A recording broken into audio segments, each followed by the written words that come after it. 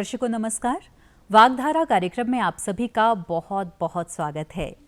साहित्य केवल शब्दों का खेल नहीं, एक यथार्थ की चेतना है, समाज की आत्मा का आईना। और जब ये समाज संघर्षों से गुजरता है, अन्याय और शोषण से टकराता है, तो साहित्य विमर्श करता है, वो सवाल उठाता है, प्रतिरोध करता है और एक नई दृष्टि देता है। आज वागधारा कार्यक्रम में हम बात करेंगे साहित्य विमर्श पर ही, और इस पर विस्तार से चर्चा करने के लिए स्टूडियो में हमारे साथ उपस्थित हैं डॉक्टर राजन तंवर, जो कि लेखक और कवि हैं। डॉक्टर राजन तंवर, कार्यक्रम में आपका बहुत बहुत स्वागत है। धन्यवाद मैडम जी, साहित्य में विमर्श शब्द जो है आज हम बहुत सुन रहे हैं, और ये विमर्श का जो क्षेत्र है काफ़ी विस्तृत होता जा रहा है। तो ये जो साहित्य विमर्श शब्द है, इसका जो मूल आधार है वो क्या है और इसकी शुरुआत कब हुई? अगर इससे हम परिभाषित करना चाहें तो कैसे करेंगे? मैडम, विमर्श से अभिप्राय जी, एक ऐसी सोच, जो यथार्थवादी सोच, जी, जो साहित्यकार जो बने बाद में, जिन्होंने महसूस किया उनके जीवन में क्या घटित हो रहा था, जी, और उस अनुभूति को उन्होंने लेखनी के माध्यम से अभिव्यक्त किया। और अंग्रेजी में इस शब्द को डिस्कोर्स के नाम से जाना जाता है। जी, वहाँ अंग्रेजी साहित्य में भी इस तरह का सृजन हो रहा है और हिंदी साहित्य में भी इस तरह का सृजन हो रहा है। अर्थात जो भोगे हुए यथार्थ को जी, रचनाकार अपनी लेखनी के माध्यम से जी, पाठकों तक पहुँचाने की कोशिश करता है, वही विमर्शवादी साहित्य है। जी। तो इसका जो क्षेत्र है सीमित नहीं है। इसकी शुरुआत कब से हुई? पहले शुरुआत की बात करें और फिर जानेंगे कि कितना विस्तृत है इसका क्षेत्र। वैसे जब साहित्य रचा जा रहा था, पूर्व काल में भी विमर्श होते रहे हैं, जी, परंतु अगर हम हिंदी साहित्य की बात करें तो लगभग 1970-80 का जो दशक है, जी, उस समय ये विमर्शवादी साहित्य रचे जाने आरंभ हुए। जी, और इन जो विमर्शवादी साहित्य, जैसे पहले दलित विमर्श, स्त्री विमर्श, आरंभ दलित विमर्श से होता है। जी, दलित विमर्श का जो आरंभ है, वो जो शुरुआत करते हैं तो मराठी साहित्य से इसकी शुरुआत होती है। और सबसे पहले हीरा डोम नाम का एक व्यक्ति, कवि, वो पहली दलित कविता लिखते हैं। जी, उसके बाद अच्युतानंद हरियर, जी, ओम प्रकाश वाल्मीकि, मोहनदास नैमिषराय, अमित धर्म सिंह, इस तरह के असंख्य कवि हैं, रचनाकार हैं, साहित्यकार हैं, जिन्होंने समय समय पर ये सृजन करते रहे हैं और कर रहे हैं। क्योंकि 70 के दशक से शुरुआत हो चुकी थी ये विमर्शवादी साहित्य की। विमर्शवादी साहित्य की शुरुआत उस समय से हो चुकी थी, परंतु जो जैसे ये पांव पसारता है साहित्य, तो उसी तरह से आगे बढ़ता है। फिर स्त्री विमर्श आ जाता है, दलित विमर्श, स्त्री विमर्श, पर्यावरण विमर्श, वृद्ध विमर्श, असंख्य विमर्श उभरते हैं और उभरते ही चले जाते हैं, और आगे तक ये विमर्श आज भी चल रहे हैं। क्योंकि इन विमर्शों के माध्यम से व्यक्ति अपनी अनुभूति को व्यक्त करता है। जी, क्योंकि जो अन्य साहित्यकार है वो और ढंग से रचना रची जा रही थी, परंतु जो विमर्शवादी साहित्य है, ये वास्तव में स्वानुभूति का साहित्य है। जी, ये सहानुभूति का नहीं है, स्वानुभूति का। अर्थात रचनाकार ने, सृजक ने जो महसूस किया अपने समाज में, या उसने निजी तौर पर अपने जीवन में जो महसूस किया, उसे पाठकों तक पहुंचाने की कोशिश की। और इसी वजह से आज का जो दौर है वो विमर्शों का दौर कहलाया जा रहा है। हिंदी साहित्य जगत में या अन्य साहित्यों में भी विमर्शों का दौर कहलाया जा रहा है, क्योंकि विमर्शवादी साहित्य आज अपनी पूर्ण रूप से विस्तृत हो चुका है और विस्तार स्थापित कर चुका है। जी, आपने स्वानुभूति और सहानुभूति दो शब्दों का प्रयोग किया। जब हम सहानुभूति करते हैं किसी से, या हम खुद महसूस करते हैं किसी चीज़ को, तो उसका लेखन पर कितना प्रभाव पड़ता है? खुद जब महसूस करके अगर लेखक लिखता है, तो उसमें जो रचना बनती है वो कितनी प्रभावशाली होती है, और किसी के दुख को जब हम सुनते हैं तो कितनी प्रभावशाली रहती है हमारी रचना?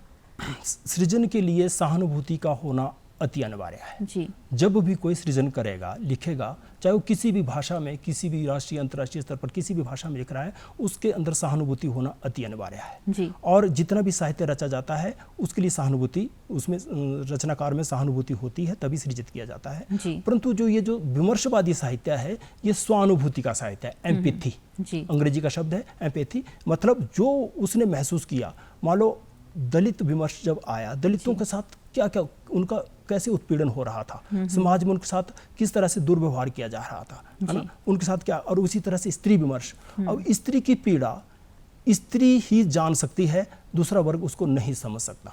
और क्योंकि स्त्रियों के ऊपर तो युगों युगों से उसे विलास की वस्तु माना गया, उसे इंसान तक नहीं माना गया। और स्त्री ने लेखन आरंभ किया, और जब स्त्री ने लेखन आरंभ किया तो उसने उस पीड़ा जो झेल रही थी उसे अपने शब्दों में अभिव्यक्त करके पाठकों तक पहुंचाया। और आज ये जो विमर्शवादी साहित्य है, स्त्री विमर्श, इस विमर्शों में ये बिल्कुल बहुत प्रगाढ़ता से अर्थात हर एक स्त्री आगे लिख रही है। और जो स्त्री विमर्श में जब हमारे यहाँ भारत में इसके आरंभ माना जाता है तो मित्रों मरजानी, कृष्णा सोबती का उपन्यास मित्रों मरजानी से इसने मतलब इसमें एक प्रगाढ़ता आई, लिखा जा रहा था, परंतु वहाँ स्त्री मुखर होकर के अपनी पीड़ा को, अपने दुख को लिखने लगी और वो समाज के सामने अपने लेखन के माध्यम से अभिव्यक्त करने लगी। जी, तो उतना प्यार, उतने सहज रूप से क्या जो महिलाएं स्त्री विमर्श को सामने ला रही है पाठक वर्ग के, क्या पाठक वर्ग उसे स्वीकार कर रहा है, या जो पहले से लेखक मौजूद हैं हमारे समाज में वो उन्हें उतनी महत्ता दे रहे हैं? इस पर क्या कहना चाहेंगे आप? देखो, मैं पहले भी कहा, हालांकि आरंभ में जब कोई सृजन किया जाता है या कोई जब कोई व्यक्ति या समाज का कोई भी आगे उभरता है तो उभरते समय उसको खींचने की कोशिश की जाती है, उसके पांव पीछे खींचे जाते हैं।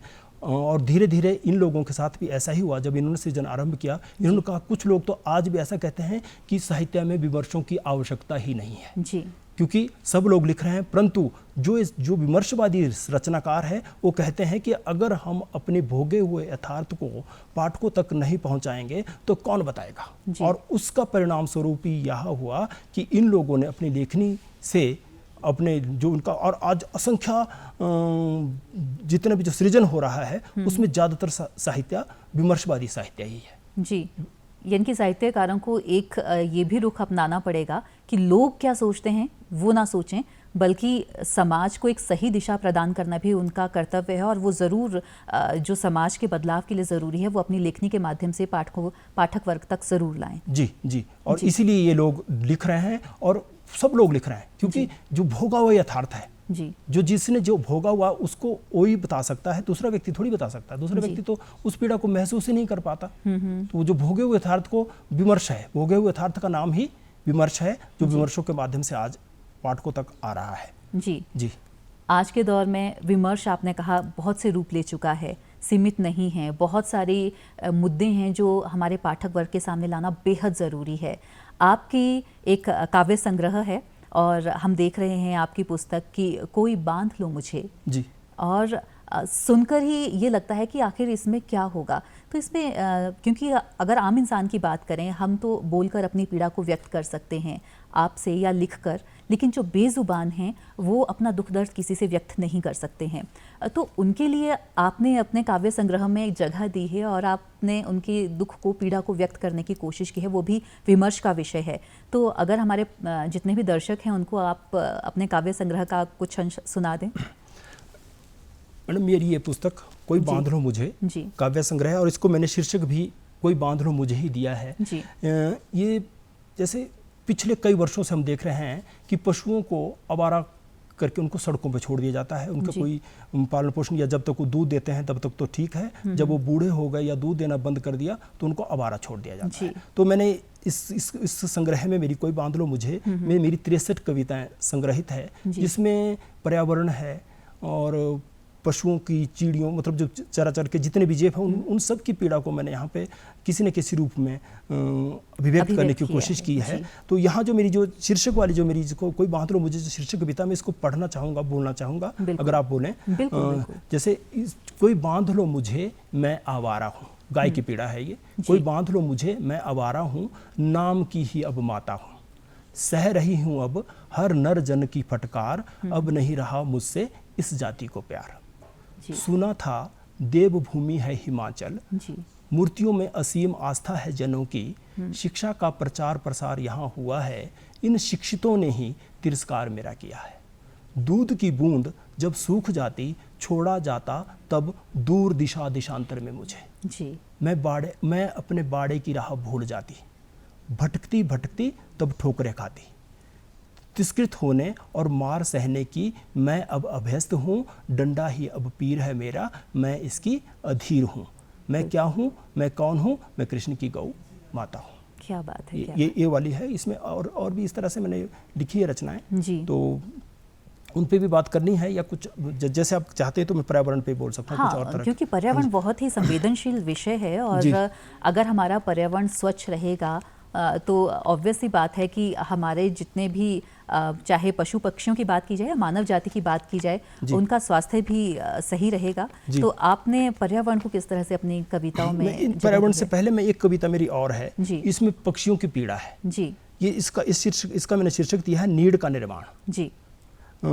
शरीर हुआ, यहाँ भी मैंने तुलना की है पक्षी और मनुष्य कैसा है, मनुष्य कितना स्वार्थी है और पक्षी जो जिसका बिल्कुल सीमित अस्तित्व है, छोटा सा उसका मतलब ग्राम या ग्रामों में उसका अस्तित्व होता है, वजन उसका, परंतु वो हमारे से ज़्यादा संवेदनशील है अपने बच्चों के प्रति, अपना जो उसका जीवन है उसको। देखो नीड़ का निर्माण शीर्षक है, शरीर हुआ भारी तुम्हारा, उड़ना हुआ दुष्कर, ऐसे में संग्रहित कर नीड़ निर्माण किया तुमने, उन आने वालों को शरण स्थली बना डाली। क्या बात है। स्वयं तुम उड़ती रही, इधर उधर विचरती रही, किंतु ममत्व का एहसास करवा डाला उनको, जिन्होंने तज डाली थी संतानें अपनी, आश्रम, अस्पताल और मंदिर के द्वार पर। जी। यहाँ देखो, ममत्व की तुम में पराकाष्ठा है, वासना की ही उनमें केवल लौ जली थी। जी। ममत्व की तुम में पराकाष्ठा है, वासना की ही उनमें केवल लौ जली थी, बेनाम करके छोड़ आए थे जो अपने हृदय अंग को लड़ने जीवन जंग को। मानव जाति है सर्वोपरि, किंतु कभी कभी करनी ये करती है आह भरी, जिसे देख लगती है सवालों की झड़ी। जी। आत्मग्लानि जब प्रस्फुटित होती गिरती, आत्मग्लानि जब प्रस्फुटित होती, शिकार होती तब अपनी नज़र का ही, स्वयं को भी मुंह ना दिखला पाती। क्या बात है। चिड़ियों के निर्माण ने असंख्यों को सबक सिखाए हैं, किंतु फिर भी इन पढ़े लिखे ज्ञानियों ने आश्रम, अस्पताल और मंदिर के द्वार खटखटाए हैं। बिल्कुल।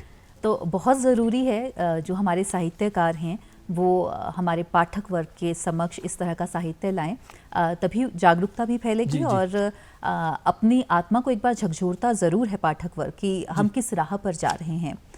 और कुछ आप सुनाना चाहेंगे? क्योंकि जो पाठक है, पाठक की स्थिति क्या है? जी।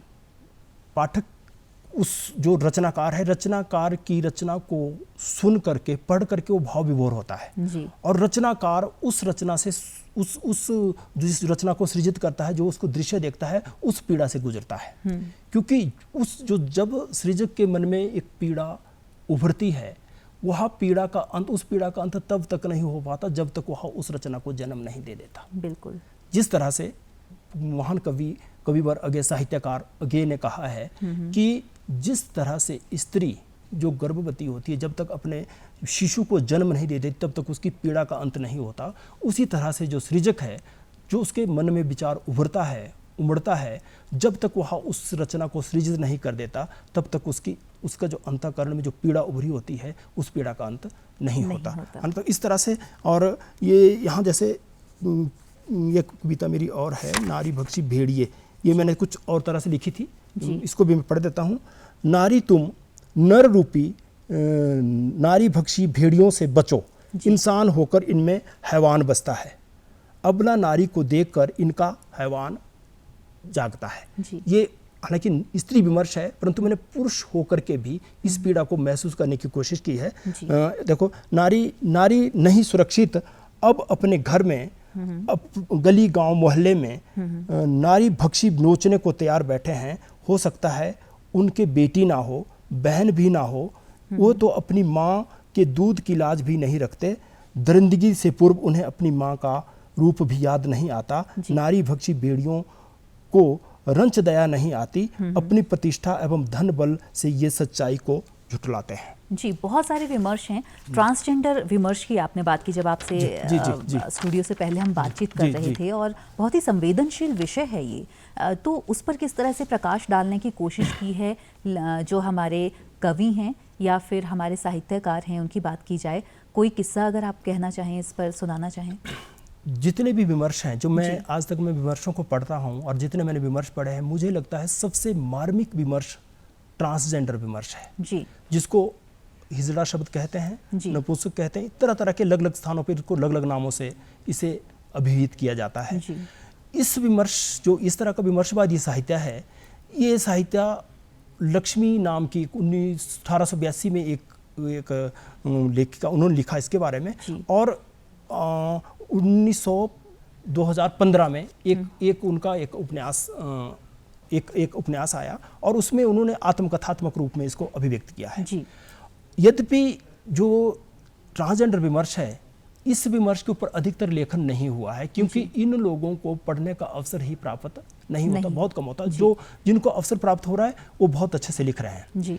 इस विमर्श के अंतर्गत क्या है, जो अन्य विमर्श है, मान लो दलित विमर्श है, स्त्री विमर्श है या पर्यावरण विमर्श है, वहाँ पे कम से कम समाज के कुछ लोग उनके साथ होते हैं। ट्रांसजेंडर विमर्श तो ऐसा विमर्श है जब बच्चा, माँ बाप को पता लग जाता है कि हमारा बच्चे में इस तरह की समस्या है, तो वो माता पिता भी उस बच्चे को घर से मतलब बेघर कर देते हैं, उसको छोड़ देते हैं, अर्थात वो दुनिया के थपेड़े सहने के लिए सड़कों पर उसको उतार दिया जाता है। तो इस विमर्श की जो पीड़ा है, शायद ही अन्य विमर्शों में ऐसा हुआ हो या अन्य विमर्शों में ऐसा हो। मैं तो इसको सबसे ज़्यादा मार्मिक विमर्श मानता हूँ। मैं इस मंच के माध्यम से या इस जो वाग्धारा कार्यक्रम के माध्यम से जो हमें अभी देख रहे हैं, उनसे ये कहना चाहूँगा कि इन लोगों से नफरत करने की नहीं, प्यार करने की आवश्यकता है। इनको सहानुभूति देने की या इनको अपनाने की आवश्यकता है। इन्हें पढ़ने लिखने का अवसर दिया जाए और ये भी इंसान है, केवल मात्र लिंग की वजह से ही इनके साथ भेदभाव नहीं किया जाना चाहिए। क्योंकि जैसे पिछले दिनों मैं कॉलेज में पढ़ाता हूँ, हमारे कॉलेज में हमने एक कॉन्फ्रेंस की थी, तो उसमें एक विमर्श हमने ट्रांसजेंडर विमर्श भी रखा था। उसमें 3 ट्रांसजेंडर हमारे पास आए थे और उन्होंने जो उनके जीवन में का जो यथार्थ था, एक सेशन हमने उनको दिया, उन्होंने अपने जीवन का जो यथार्थ अभिव्यक्त किया, तो उसको सुनने से ही रोंगटे खड़े हो रहे थे। हमें तो सुनते समय भी इतना ऐसा लग रहा था कि जैसे ये कितनी बड़ी, कितना जीवन में झेलते हैं, जबकि वो लोग उभरे हुए लोग थे, पढ़े लिखे लोग थे। उसमें एक, मैं उनका नाम लूंगा, धनंजय चौहान, चंडीगढ़ में रहते हैं और इन्होंने चंडीगढ़, पंजाब विश्वविद्यालय चंडीगढ़ में हर एक विभाग में एक मतलब जीवन भर लड़ाई लड़ने के बाद एक पद मतलब एक सीट आरक्षित कर दी है ट्रांसजेंडर के लिए। और चंडीगढ़ में इनके एक, और अगर हम चंडीगढ़ में जाते हैं, हमारा पास का राज्य केंद्र शासित प्रदेश है, हर एक शौचालयों में इनके ट्रांसजेंडर के लिए हर एक जगह ये उनके लिए लड़ाई लड़ रहे हैं और उनके अधिकारों की रक्षा के लिए काम कर रहे हैं। तो ये फर्क पड़ता है अगर पाठक वर्ग के समक्ष जो साहित्यकार हैं अपनी लेखनी के माध्यम से मुद्दों को उठाते हैं। प्रवासी, आपने कहा शब्द का प्रयोग किया, प्रवासी विमर्श की भी चर्चा हुई। तो ये जो प्रवासी विमर्श है, इसको साहित्य में लाने की ज़रूरत क्यों पड़ी? देखो जी, हमारे लोग हर एक जगह सब चाहता है कि मैं अर्जन करूं, पैसा अधिक कमाऊं, और वो विदेश चला जाता है। विदेश जाने के बाद उसके पैसा तो वो कमाता है वहाँ पे, और हो सकता है वो संपन्नता भी उसकी बढ़ जाती है, परंतु उसके जो माता पिता है, पीछे जो परिवार है, उनकी क्या दशा रहती है। ये सारा का सारा जो प्रवासी विमर्श वाला जो साहित्य है, प्रवास वहाँ तो रह रहे हैं वो, परंतु वो सब के सब इन विमर्शों के माध्यम से प्रवासी जो विमर्श है वो उसमें उकेरा जा रहा है। जैसे नाम फिल्म का एक गीत है, वो इस पे आधारित है, वो क्या नाम, चिट्ठी आई है, चिट्ठी आई है, चिट्ठी आई है। तो वो वहाँ पे मतलब उस गीत को भी हम अगर ध्यान से सुने तो वहाँ आंसू आते हैं, क्योंकि ठीक है बच्चा पैसा कमाने गया और वहाँ से हो सकता संपन्न होकर भी आ जाएगा, परंतु जो पीछे जो उसके बुजुर्ग माता पिता है, उनकी क्या स्थिति है, पत्नी है या परिवार के कोई और लोग हैं। और आज एक अंधानुकरण होकर के हमारी एक होड़ी लगी है विदेशों में भागने की। अपने देश अगर हमारी काबिलियत है, हम यहाँ पे भी वो काम कर सकते हैं, यहाँ पे भी हमारे देश को भी हमारी आवश्यकता हो सकती है, परंतु जो एक बिल्कुल हम आंख मुदे हुए वहाँ कोई भागे जा रहे हैं। ये इस विमर्श के माध्यम से ये सारी पीड़ा उनकी जो उनके जो आश्रित हैं उनकी पीड़ा है, इस विमर्श में उकेर करके सामने आती है। अगर विमर्शवादी साहित्य की बात करें अभी की और परंपरागत साहित्य की बात करें, तो कितना इनमें अंतर देखा जाता है? कुछ डिफरेंस है, या उस समय भी विषयों को छुआ जाता था और या इतने खुलेपन से व्यक्त नहीं किया जाता था साहित्यकारों के द्वारा? देखो, जो परंपरागत साहित्य है हमारा, प्रेमचंद जी जो साहित्य जगत के, हिंदी साहित्य जगत के सर्वश्रेष्ठ रचनाकार रहे हैं, उन्होंने भी विमर्शों की बात की है, या उन्होंने भी अपनी लेखनी के माध्यम से दलितों की पीड़ा को उन्होंने उठाया, दहेज प्रथा को उन्होंने उठाया, इस अनमेल विवाह को उन्होंने उठाया, या जितनी भी जो समस्या थी उन्होंने उठाया, परंतु वो मैंने पहले कह दिया कि वो सहानुभूति का साहित्य है। जी। प्रेमचंद जी ने काम किया। मीरा स्त्री विमर्श के सबसे सशक्त हस्ताक्षर बन के उभरती हैं उस दौर में, भक्ति काल में, उस दौर में उभर के सामने आती, जो बगावत करती है राजघरानों की, जो सुख सुविधाओं को छोड़ करके बाहर आती है। और वो एक उदाहरण मीरा हमारे सामने आती है जो बिल्कुल मतलब उस संपन्न परिवार को, राजघराने को छोड़ करके संतों की संगति में जाती है। तो स्त्री विमर्श का सबसे सशक्त माध्यम मीरा है, या पहल मीरा करती हैं उस दौर में। तो ऐसा नहीं कह सकते कि इन लोगों के जो विमर्शवादी बाद में साहित्य रचा गया उस समय बात नहीं हो रही थी, बात हो रही थी, परंतु इसको जो पंख मिले, जो इसको बृहदता आई, जो इसको आगे बढ़ावा मिला, वो जो 70 या 80 के बाद का दशक है उस दौर में, उसके बाद और आज तक के विमर्शवादी। और आज मैं कह रहा हूँ कि विमर्शवादी साहित्य ज़्यादा रचा जा रहा है और सामान्य साहित्य कम रचा जा रहा है। जी, एक इसकी वजह क्या हो सकती है कि जो साहित्यकार हैं उनकी रचनाओं को ज़्यादा उसमें प्रेम मिल रहा है, और या ये भी है लोकप्रियता मिल रही है, इस वजह से भी इसकी तरफ ज़्यादा रुझान है? जी, पाठक वर्ग भी बहुत है। और आज वर्तमान समय में जो शोध कार्य हो रहा है वो विमर्शों पे ही हो रहा है। अधिकतर शोध कार्य विमर्शों पे ही हो रहा है। कारण क्योंकि जब पुस्तकें ही, साहित्य ही ऐसा सृजित किया जा रहा है तो जो अनुसंधान भी ऐसा ही हो रहा है। तो इसलिए ये साहित्य पिछड़ नहीं रहा है, बढ़ रहा है। और ये विमर्शों, क्योंकि विमर्श, मैंने पहले भी कहा कि विमर्शों के माध्यम से ही साहित्य मतलब अपना क्षेत्र विस्तृत कर रहा है जी। और असंख्य पाठक बढ़ते जा रहे हैं। हर एक वर्ग की कोई ना कोई समस्या अवश्य होती है, और उस समस्या को अगर वही जो भुगत रहा है उसको अभिव्यक्त करेगा तो वो प्रभावी भी होगा और पाठकों के लिए भी अच्छा लगेगा। जी, परिवर्तन जो है कहते हैं जीवन पर्यंत चलने वाला है, कभी रुकता नहीं है परिवर्तन। तो ये परिवर्तन चिरकाल से चलता आ रहा है, और परिवर्तन के दौर की बात करें तो सोशल मीडिया अब आ चुका है और बच्चे से लेके बुजुर्ग तक उससे प्रभावित हो रहे हैं। तो ये जो साहित्यकार हैं ये मीडिया से कितना प्रभावित हो रहे हैं, उनका लेखन कितना प्रभावित हो रहा है? सोशल मीडिया के माध्यम से भी कुछ बातें तो जैसे रचनाकार लिख रहा है वो अगर बहुत दूर नहीं जा रही तो उसके अपने सीमित दायरे में तो पहुंच रही है, वहाँ पहुंच रही है। जो उसका जो एक मान लो 500 के लोग उसको जानने वाले 1000 है, जो उसकी वो महसूस कर रहा है मान लो पर्यावरण की समस्या है, वो पर्यावरण को स्वच्छ बनाए रखने के लिए कुछ पोस्ट डाल रहा है, उसका प्रभाव पड़ रहा है। या कोई वृद्धों के साथ कोई दुर्व्यवहार कर रहा है तो उसके जो विरोध विमर्श के माध्यम से वो वहाँ तक जा रही बात। क्योंकि आज दौर क्या हो गया है जी। जो हमारा जो पहले जो बड़े परिवार थे और उसमें जिसको संयुक्त परिवार कहते थे, संयुक्त परिवार में एक दूसरे का सम्मान होता था। और ये जो परिवारों का जो रूप घटा या इसके लघु परिवार जब आए, लघु इकाइयों के रूप में जब परिवार विकसित हुआ तो वहाँ क्या हुआ, हम दो और हमारे दो तक हम सीमित हो गए और जो बुजुर्ग हैं वो उनका तिरस्कार आरंभ हो गया जी।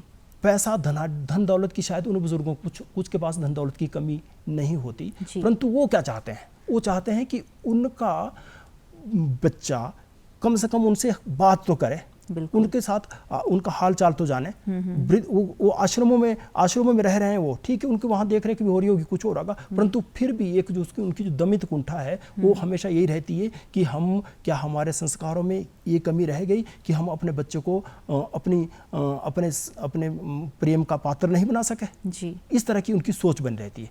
उसी तरह से जो सोशल मीडिया की आपने बात की, जो पर्यावरण है, पर्यावरण में भी आज जो प्रकृति का जो विकृत रूप हमारे सामने आ रहा है उसको पर्यावरण को दूषित करने में कोई कसर छोड़ नहीं रहा है जी। हर एक व्यक्ति बोलता है कि पर्यावरण दूषित नहीं होना चाहिए, परंतु हर एक व्यक्ति उस पर्यावरण को दूषित करने में संलिप्त भी है किसी न किसी तरह से। क्योंकि जो हमारा जो विकास हो रहा है, विकास पर्यावरण को विनाश करके ही हो रहा है। 4 लेन बन रहे हैं पहाड़ों में जी।